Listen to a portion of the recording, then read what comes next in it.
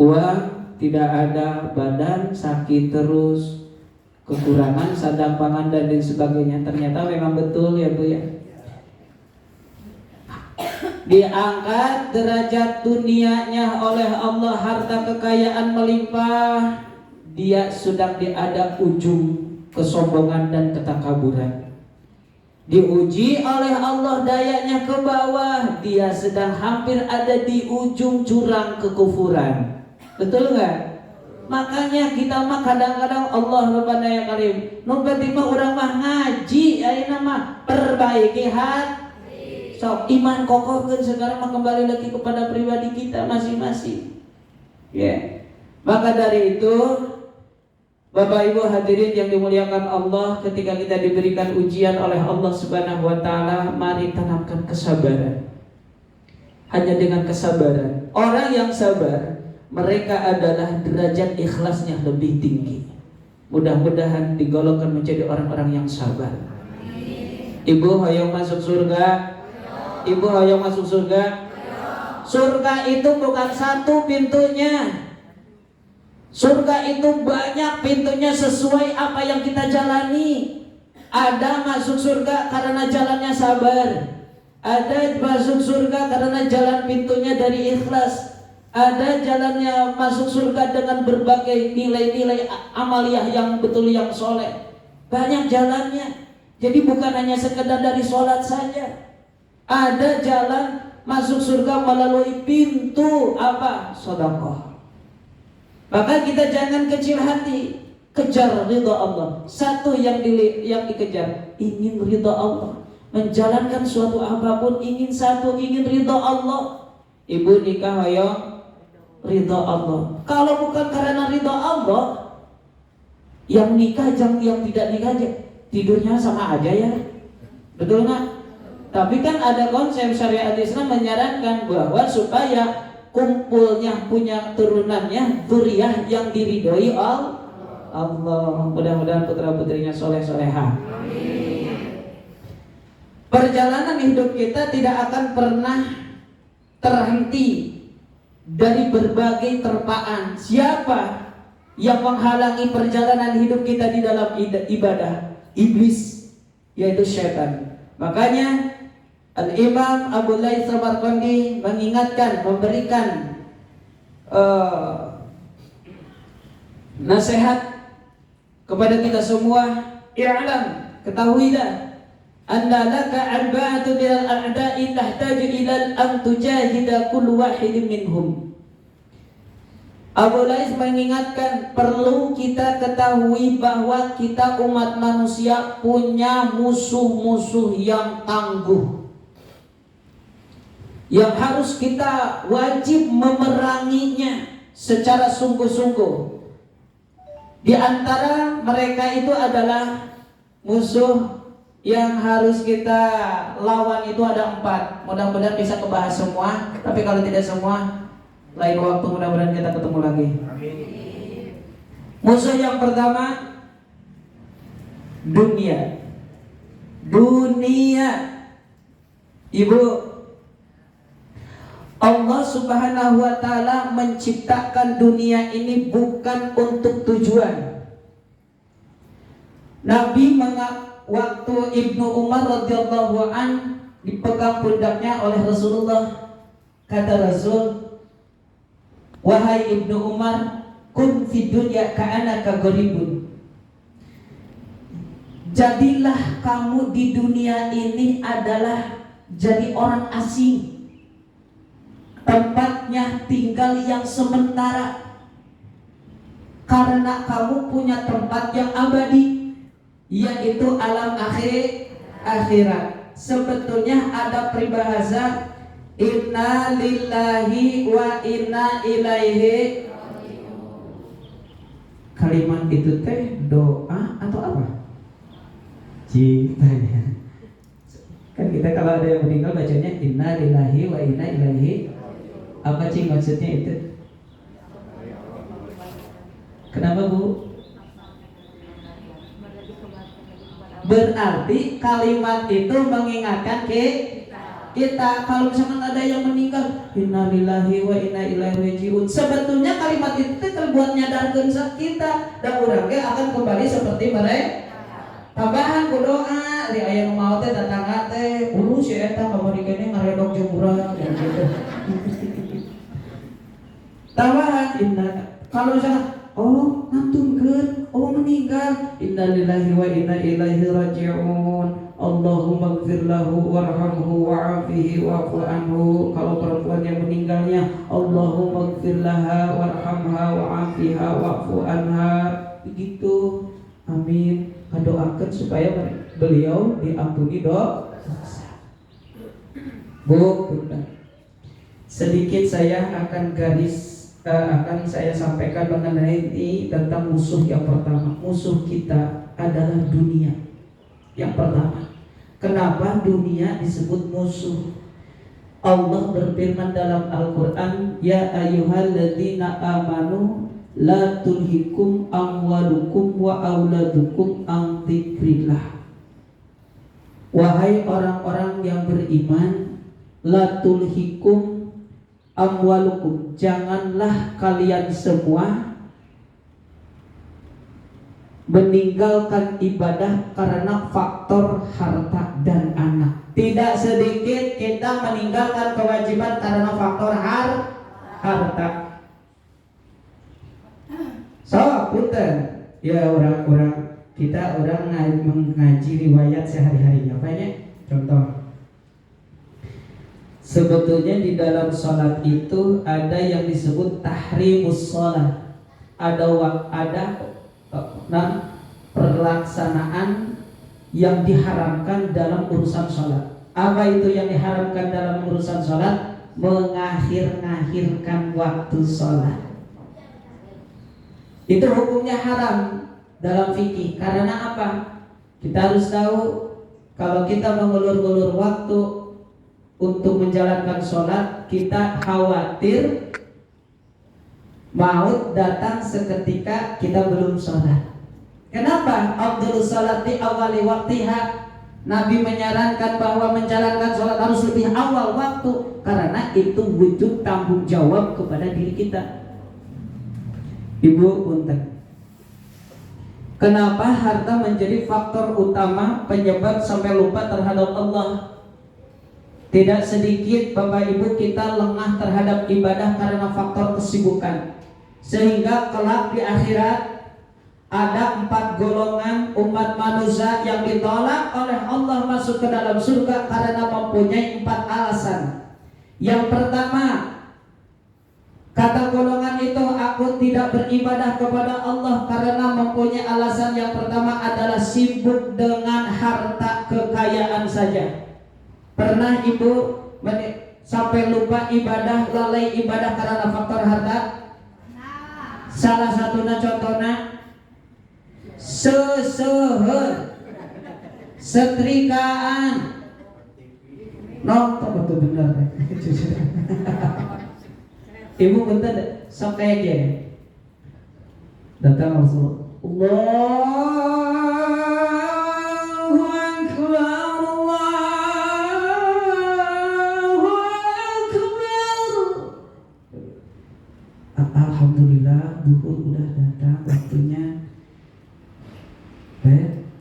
Kagok sakedeuk deui. Kagok mun nyeuseum aya 2 ember deui, lamun pek aya 3 rikeun deui, istrikan kagok gitu. Pernah gitu? Sering atau pernah? Sering. Faktor utama. Belum yang lainnya. Terkadang kita diperbudak oleh dunia. C. Lalu bagaimana kiat-kiatnya kita supaya selamat dari pengaruh dunia?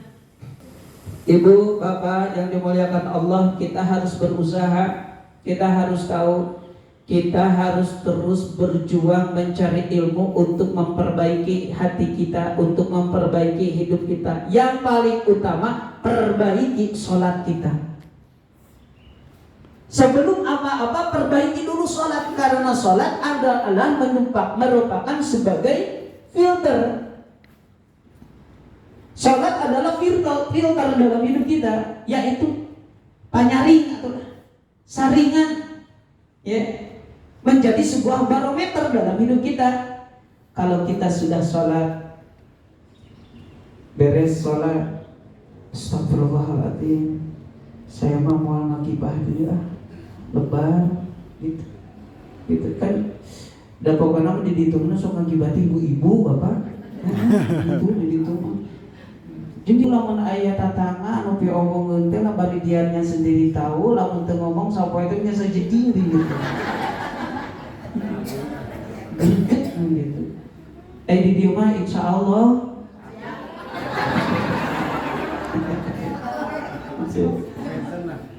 Allah Rabbana ya Karim, Gusti kita beres tatangga diomongkeun salaki diomongkeun.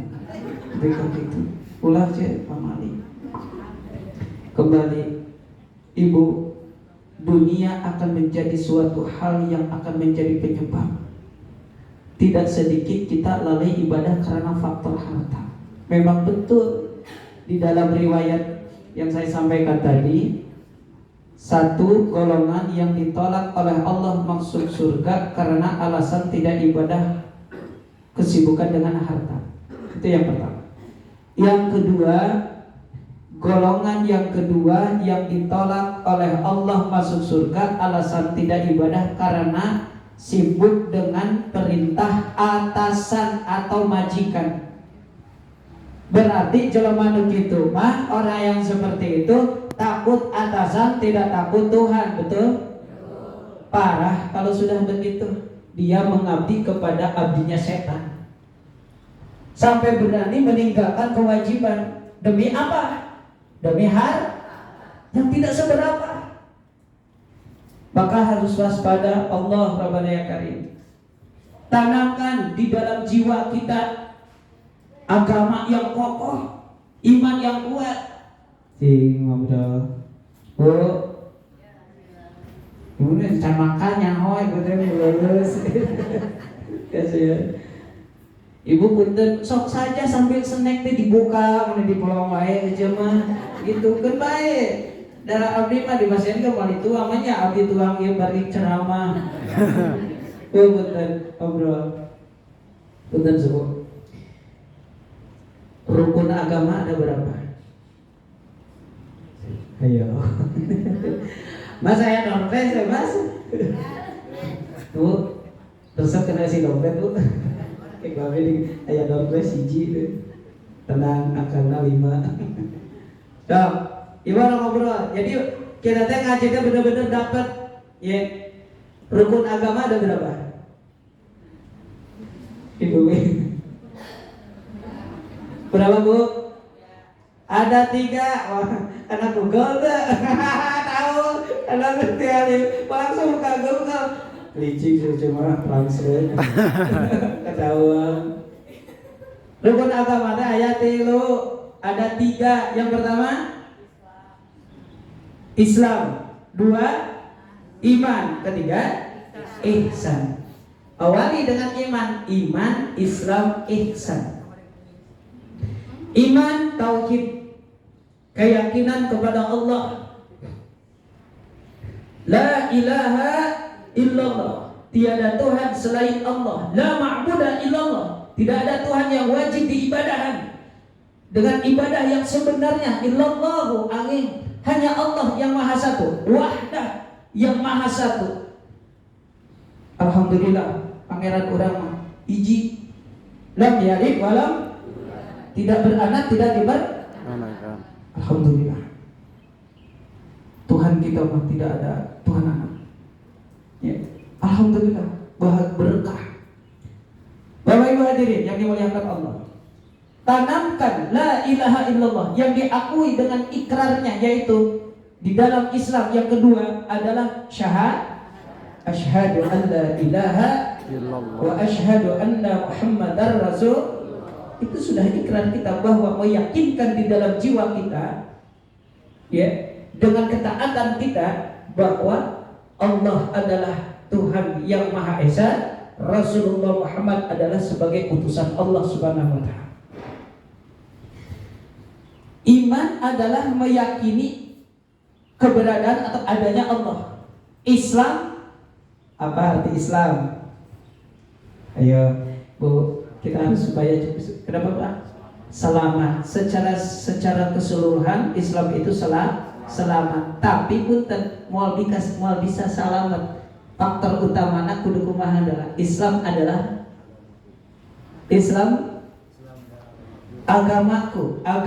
agama yang diridhoi oleh Allah. Tetapi di dalam Islam itu disebut Islam itu al-inqiyad.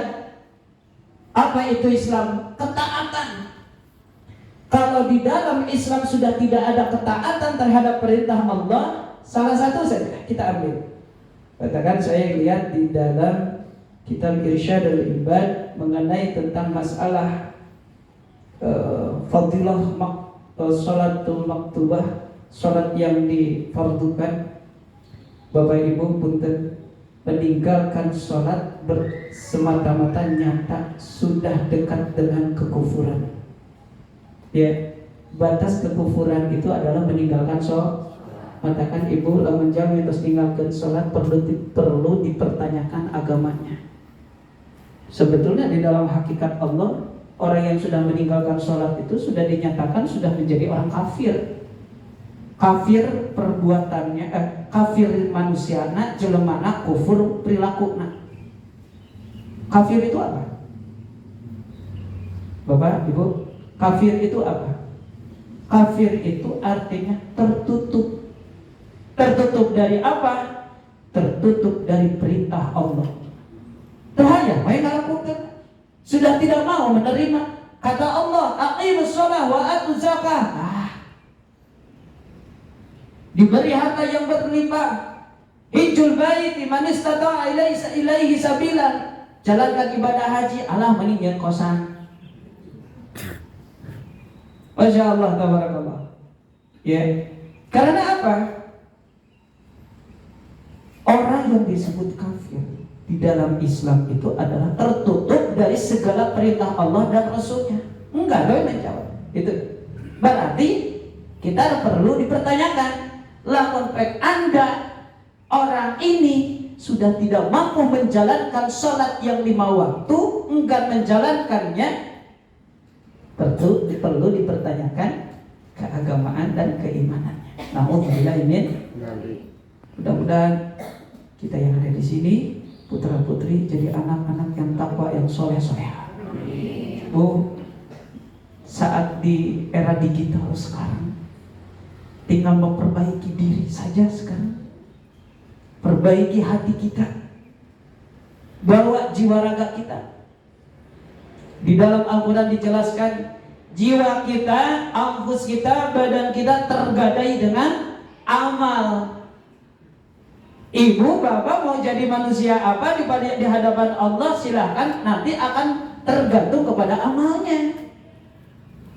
Makanya ada peribahasa, jika seseorang masuk surga berarti nikmat di alam kubur. Ketika seseorang nikmat di alam kubur berarti merasa bahagia, nikmat ketika dicabut nyawa, dicabut ruh. Ketika nikmat dicabut ruh berarti nilai amal solehnya keren di dunia. Maka dari itu kita harus waspada. Jangan sampai urusan kegiatan dunia kita yang ditempuh, yang diperjuangkan selama ini menghambat ketika kita mengingat kepada Allah. Tapi kok sholat aja. Hadirin yang dirahmati Allah Subhanahu wa taala. Yang ketiga, golongan yang ditolak oleh Allah karena tidak beribadah, faktor yang ketiga adalah apa, Cik? Rasa sakit. Banyak orang yang sakit meninggalkan sholat. Ada? Diberi panas tiris, panas dingin sedikit, baru aja terang salesma, kaparik diberi salesma, oke meni hoream kacai, komo diberi 2 lesma. Dikasih panas dingin oleh Allah, ya Allah, baru saja dikasih sudah ampun, gak mau masuk nyentuh air dingin sekali, manjana biar karena kita tuh ngomecikan seakan gitu tuh. Bu, sholat tidak ada alasan untuk ditinggalkan. Mohon maaf. Jangankan Anda berumah tangga sampai meninggalkan sholat, ketika kita sehari-hari, kullu amrin dibalin la yabda'u fihi bismillahirrahmanirrahim fahuwa aqta. Barang siapa yang mengerjakan sesuatu hal apapun yang kita jalankan, yang kita kerjakan tanpa membaca bismillahirrahmanirrahim fahuwa aqta, putus berkahnya. Apa yang Bapak Ibu jalankan tidak ada barokahnya. Karena apa? Kegiatan yang dijalani tidak menyebut nama Allah. Makanya kita mah sebelum melakukan selesai alhamdulillah segala apapun. Memeh naik, turun, nah motor, curigaan wae, motor, bismillahirrahmanirrahim. Supaya barok, apalagi meninggalkan Allah. Rabbana ya Karim, punten mohon maaf, kadang-kadang mohon maaf kepada para suami-suami ya, yang banting tulang peras keringat mencari nafkah untuk istri dan anaknya, tetapi mohon maaf terkadang mereka berjuang mengais rezeki, memperjuangkan rupiah yang tidak seberapa, tapi ayah dina jalan ikhtiar, tapi tidak sedikit mereka mohonkan kena sholat. Matakan punten terus disuapkan ke istri dan anaknya. Pantas anak teh hese hafalanana. Pantas anak sasim nih. Nangku bodoh-bodoh teh budak teh itu bisa-bisa teh mun itu naik-naik budak teh nya anak euceul jeung akang. Itu faktor utamanya karena kurang barokah. Pantas Bu, nanti di hadapan Allah Subhanahu wa taala Allah akan meminta 4 perkara yang dipertanggungjawabkan di hadapan Allah. Salah satunya di dalam 4 itu ada harta. Dari mana diperoleh, dengan cara apa diperjuangkannya. Banyak yang memperoleh rezeki, mencari mengais rezeki, bari meninggalkan ibadah. Nauzubillahi min dzalik. Punten mohon maaf. Rasa sakit yang diderita bukan menjadi sebuah alasan meninggalkan salat. Justru kita ini harus betul-betul ya